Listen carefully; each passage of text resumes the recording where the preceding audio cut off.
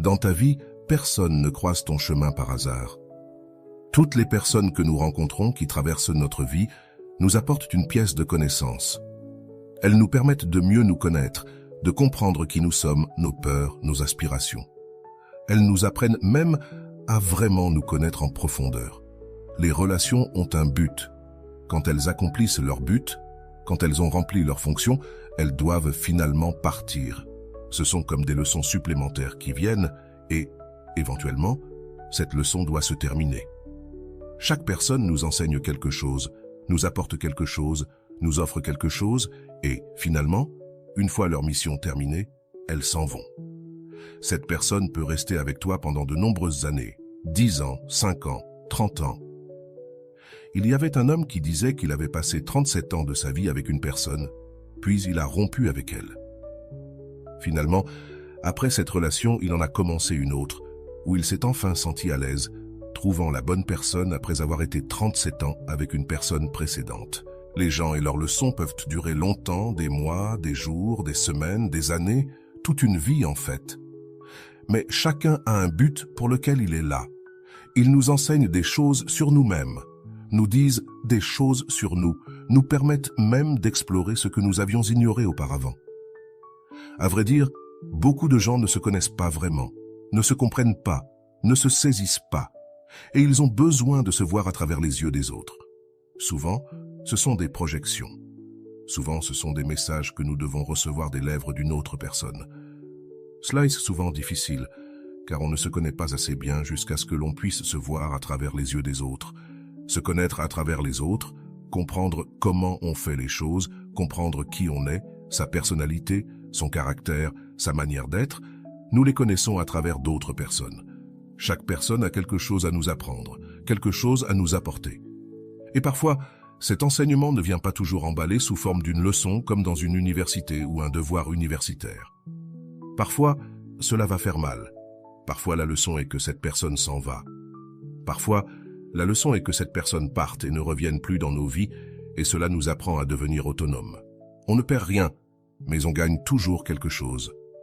Un nouvel apprentissage, une nouvelle expérience, quelque chose qui vient nous apporter, quelque chose qui vient nous donner quelque chose. Quand nous sommes submergés par la douleur, nous sommes submergés par cette grande quantité de choses qui nous remplissent, mais nous ne comprenons pas la dimension de la douleur. Nous ne comprenons pas le véritable sens de la douleur que nous traversons. Au lieu de cela, nous cherchons des coupables. Nous nous mettons en colère contre le destin. Nous espérons la vengeance. Tu n'as pas compris la leçon quand tu as encore des fantasmes de revanche et de vengeance. Tu n'as pas compris la leçon quand tu gardes encore beaucoup de rancœur, en espérant que cette personne, d'une manière ou d'une autre, soit blessée, soit endommagée, reçoive une dose de ce qu'elle t'a fait. Mais en réalité, ce qui s'est passé, c'est que tu devais apprendre quelque chose. Beaucoup de gens n'ont pas la volonté de pouvoir lâcher prise ou, d'une manière ou d'une autre, de s'éloigner de quelqu'un qui leur fait du mal. C'est un long processus qui s'apprend, mais une fois appris, il n'est généralement pas oublié. Il y a un dicton qui dit que ce qui est bien appris ne s'oublie pas facilement. Et parfois, bien que cela nous fasse mal de le dire, il y a des gens parmi nous qui auront beaucoup de mal à apprendre de leurs erreurs. Nous devrons répéter la leçon 1 fois, 3 fois, 1 fois, 4 fois, 1 fois, 5 fois, sans pouvoir sortir de ce cercle. À la fin, nous devons être capables de différencier la douleur de l'apprentissage, comprendre que la douleur, en réalité, est un moyen pour parvenir à une fin, qui est l'apprentissage de ces choses que nous devons vraiment apprendre. Il y a des occasions où la douleur nous atteint, des occasions où la douleur fait de nous des proies de la vengeance, des proies du besoin de vouloir se venger. Mais voir à travers la douleur, voir à travers la tristesse, voir à travers la peur, voir à travers la solitude. Parce qu'en fait, nous allons nous rendre compte que nous évitons d'être seuls, et nous comprenons que ce qui nous attache, ce qui nous lie à une personne, est parfois ce qui nous empêche d'être complètement seuls. En ce moment même, alors que j'enregistre cette vidéo, en ce moment même que j'enregistre cet audio, je le fais. Et tu peux entendre le bruit de fond. Il y a des motos, il y a un tas de choses. C'est le son du silence, être seul, le fait qu'il n'y ait personne avec toi, parce qu'en réalité, la solitude nous terrifie, être seul nous terrifie. Mais ensuite, nous nous rendons compte qu'être avec une personne est le moment où nous nous sentons le plus seuls, quand nous n'avons vraiment aucune relation avec personne. Peut-être que ce qui nous terrifie le plus dans le fait de nous sentir seuls en étant avec quelqu'un, c'est la sensation que cela puisse être la seule chose qui existe. Quand tu es célibataire, en réalité, tu gardes encore un petit espoir que, peut-être dans le futur, avec le temps, quelqu'un apparaisse et que cette solitude disparaisse. Mais quand tu es avec une personne qui te fait sentir seul et que tu sens qu'il n'y aura plus personne après elle, et ce qui est pire, tu sens qu'il ne peut y avoir personne d'autre, c'est là que ta morale est littéralement détruite et tu sens que la solitude est la seule chose qui existe. Et c'est là que tu te confrontes et que tu te rends compte que tu as effectivement eu peur de la solitude. Curieusement, quand tu es seul, sans partenaire, c'est alors que tu as vraiment l'opportunité de rencontrer quelqu'un de précieux. Quand tu es avec quelqu'un qui te fait sentir seul, tu sais alors que toute ta vie s'est résumée à cela, il n'y a rien d'autre.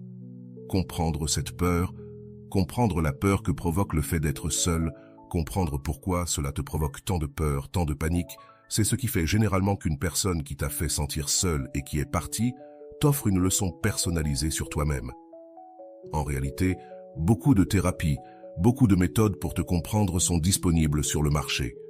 Beaucoup de gourous essaient de te vendre des choses très étranges, des manifestations quantiques à une multitude de breuvages et de sorts.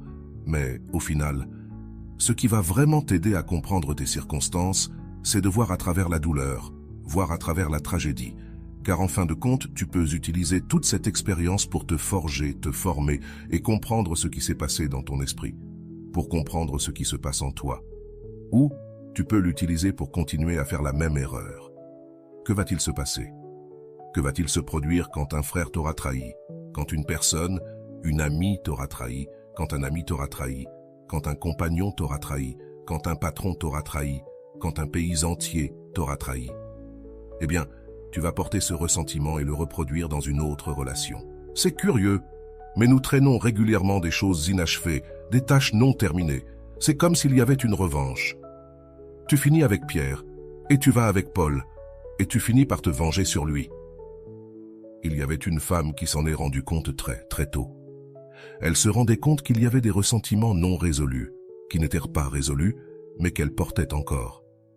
Elle avait ce besoin de régler des comptes avec son nouveau partenaire. Elle le faisait, elle réglait des comptes. Si son partenaire laissait les toilettes découvertes, littéralement, elle faisait un discours enflammé à ce sujet. S'il arrivait en retard, il y avait aussi des reproches. S'il oubliait de promener les chiens, il y avait aussi une plainte et un long discours sur le soin des animaux. Bientôt, cette femme s'est rendue compte que toutes ces choses qu'elle déversait dans sa nouvelle relation, des demandes qu'elle avait à l'encontre de son ancien partenaire, demandes qu'elle n'avait jamais pu exprimer parce que son ancien partenaire ne l'écoutait jamais. Elle s'est vite rendue compte que cette nouvelle relation lui révélait des choses qu'elle n'avait pas résolues.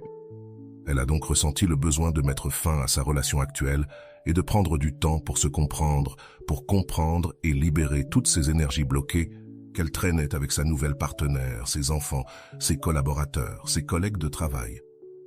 Finalement, elle n'avait d'autre intention que de continuer à évacuer des émotions non résolues. Tout comme elle, il y a sûrement beaucoup de choses que tu ne comprends pas encore sur toi-même. Il y a de nombreuses choses que tu ne comprends pas et que tu ne comprendras que lorsqu'elles seront mentionnées et exprimées par une autre personne. Comme nous nous sentons stupides lorsque nous exprimons des choses qui sont dites par d'autres, alors qu'elles semblent très cohérentes lorsque nous les pensons. Une grande idée dans notre tête peut paraître comme une mauvaise idée dans la bouche d'une autre personne. C'est justement ce que l'expérience et l'interaction avec les autres nous permettent, de nous confronter et de nous écouter à travers les lèvres d'autrui, de nous projeter dans la vie des autres et de nous comprendre à travers eux. Il y avait une femme qui avait tendance à se projeter chaque fois qu'elle arrivait ou entrait dans la maison de quelqu'un. La première chose qu'elle remarquait était si les meubles étaient propres, si la vaisselle était lavée, si le sol était nettoyé et si les salles de bain sentaient bon. Elle remarquait toujours les mêmes choses et avait toujours un commentaire à ce sujet. Rapidement, elle s'est rendue compte que toutes ces choses qu'elle cherchait chez les autres étaient en elle-même, mais qu'elle n'osait pas voir en elle-même.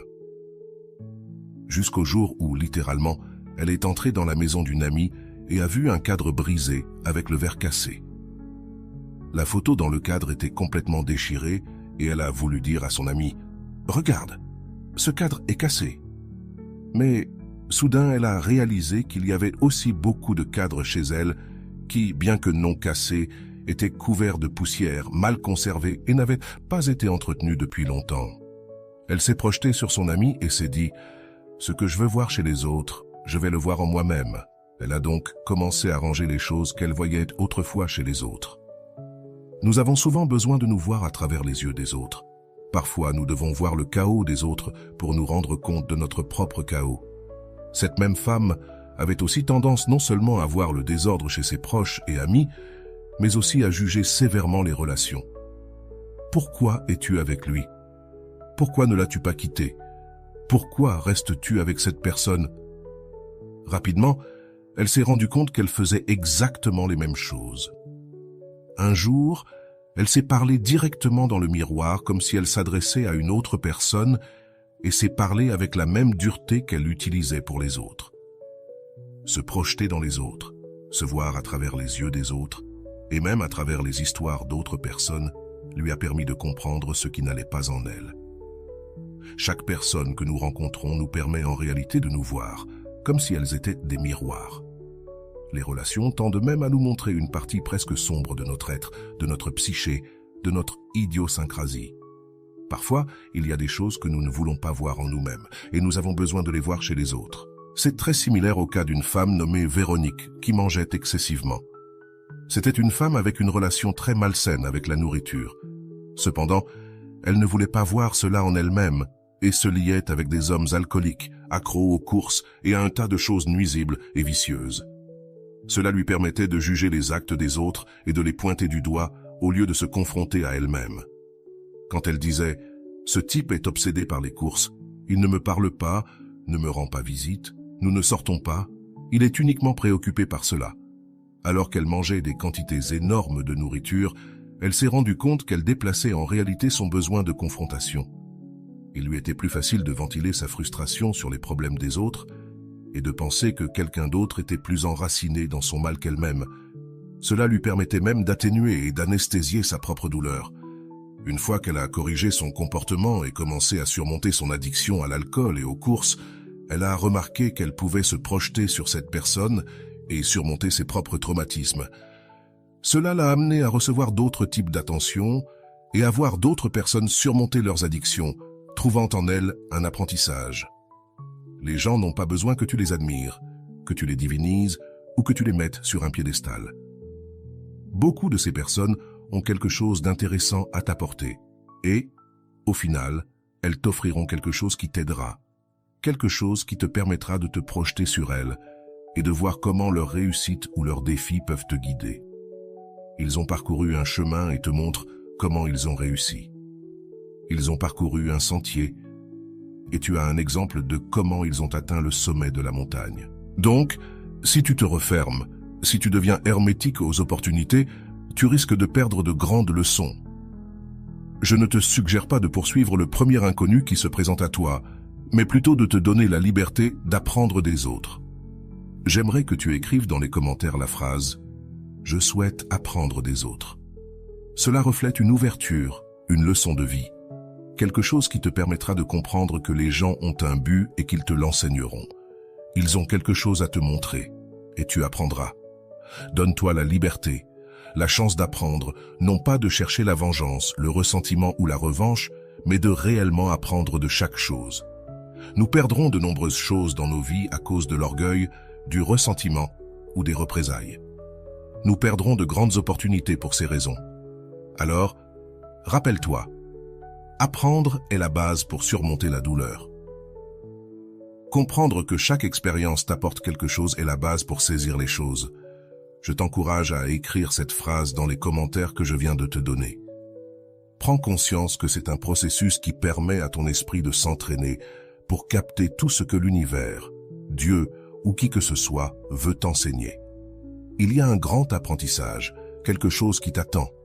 Tu dois simplement vider tes mains, attendre ce qui est bon pour toi et le recevoir avec enthousiasme et foi, te donnant l'opportunité de comprendre que cela est là pour t'enseigner quelque chose d'important.